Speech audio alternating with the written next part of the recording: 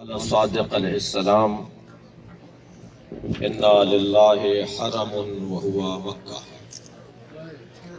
وانا لرسول اللہ حرم وهو مدینہ وانا لامیر المؤمنین حرم وهو کوفہ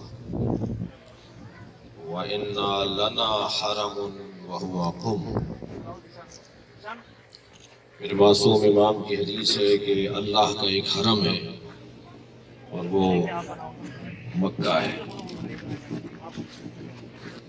رسول اللہ کے لیے اللہ نے ایک حرم قرار دیا ہے اور وہ مدینہ ہے۔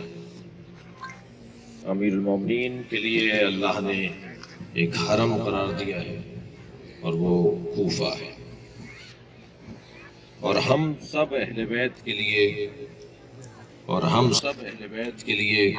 ایک حرم ہے اور وہ ہے قم۔ قم سب اہل بیت کا حرم ہے اور یہ امیر المومنین کا حرم ہے۔ اس وقت ہم کوفہ میں ہیں۔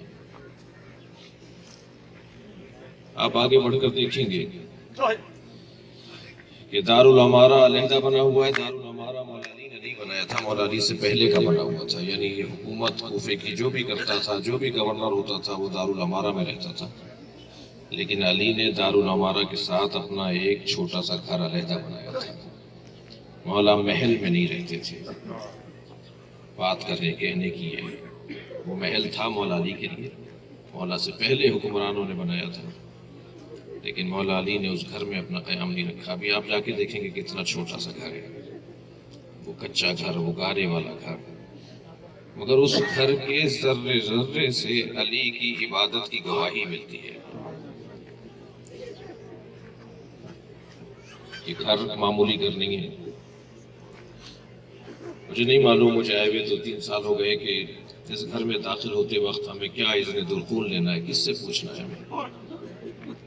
اس گھر میں داخل ہوتے وقت مولا علی سے پوچھنا ہے، اس گھر میں داخل ہوتے وقت ہمیں جناب زینب سے پوچھنا ہے، بی بی ہم آپ کے گھر میں داخل ہو رہے ہیں، اس گھر میں داخل ہونے سے پہلے ہمیں جناب ام کلثوم سے پوچھنا ہے، اس گھر میں داخل ہوتے وقت ہمیں کس سے پوچھنا ہے؟ امام حسن سے پوچھنا ہے، امام حسین سے پوچھنا ہے۔ ایک نام اور لوں، آپ رو رہے ہیں نا؟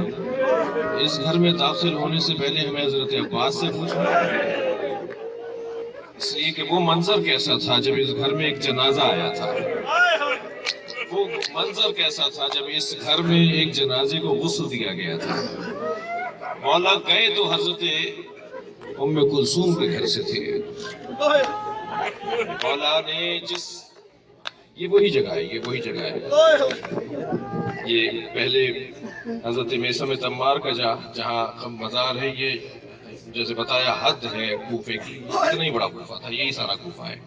کیا معلوم اس جگہ جہاں ہم کھڑے ہوئے ہیں یہیں صدقے کی کھجوریں پھینکی گئی جناب زینب کے اوپر، اسیران کربلا پر۔ کوفے اور شام میں فرق تھا، کوفے اور شام میں ایک موٹا سا فرق یہ تھا کہ کوفے میں چھتوں سے صدقے کی کھجوریں پھینکی جاتی تھی اور شام میں چھتوں سے آگ اور پتھر پھینکا جاتا تھا۔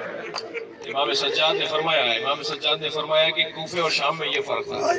جب ایک خاتون نے صدقے کی کھجوریں اسیروں میں بانٹنا شروع کیا تو پہلے بچوں میں بانٹی، چند بچوں نے ایک دانے اٹھا لیے، جناب زینب نے اپنی تکلیف بھلا کر بچوں کے ہاتھوں سے دانے لینا شروع کیے اور وہ بانٹنے والی عورت کے ظرف میں واپس رکھتے ہوئے فرمایا، بچوں سے کہا الصدقۃ علینا حرام، صدقہ ہم اہل بیت پہ حرام ہے۔ تو وہ عورت گھبرا کر آگے بڑھی، کہنے لگی بی بی صدقہ تو اہل بیت پر حرام ہے، آپ کون ہیں؟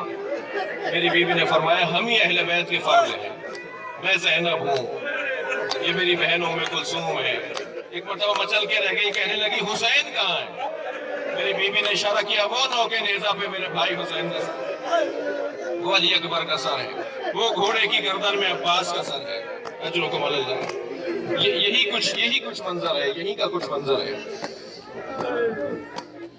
اس کو اور پرسہ دیں، اس سرزمین پر کسی اور پرسہ دیں، ابھی آپ نے سنا حضرت مسلم کے سامنے مزار ہے، حضرت مختار کا، حضرت ہانی ابن عروہ کا، اور ان میں سے کس کو اور فرصت ہے؟ حضرت مسلم پر سلام ضرور کریں، ایک مرتبہ پھر سلام کریں حضرت مسلم پر۔ غریب مولا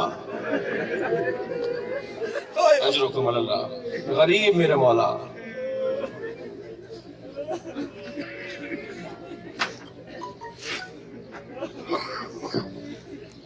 بہت سخت ہے، بہت سخت ہے۔ ایک میرے جاننے والے نے مجھ سے کہا کہ انہوں نے حالات کی خرابی، کچھ الجھن کی وجہ سے اپنی زوجہ پر ہاتھ اٹھا لیا، ان کو تھپڑ مار دیا۔ 3 دن بعد جب اپنی بیوی سے معافی مانگنے لگے کہ میں نے تمہیں مارا، مجھے معاف کر دو، تو وہ روتی بھی کہنے لگی آئندہ کبھی ایسا ہو کہ آپ غصے پہ قابو نہ پا رہے ہو تو بس اتنا خیال کیجیے گا میری بچوں کے سامنے نہ ماریے گا۔ جب آپ مجھے مار رہے تھے تو میری بچی دیکھ رہی تھی، وہ 3 دن سے بخار میں، اور کہتی ہے اماں آپ کو بابا نے مارا۔ سلام ہو جناب سکینہ پر۔ میں آپ رونے والوں سے پوچھتا ہوں، بی بی سکینہ کے سامنے امام سجاد پہ ہاتھ اٹھایا تھا، جناب سکینہ کے سامنے جناب زینب پر ہاتھ اٹھایا تھا۔ ہم ساری زندگی اس مصائب پر روتے رہے تو کم ہے،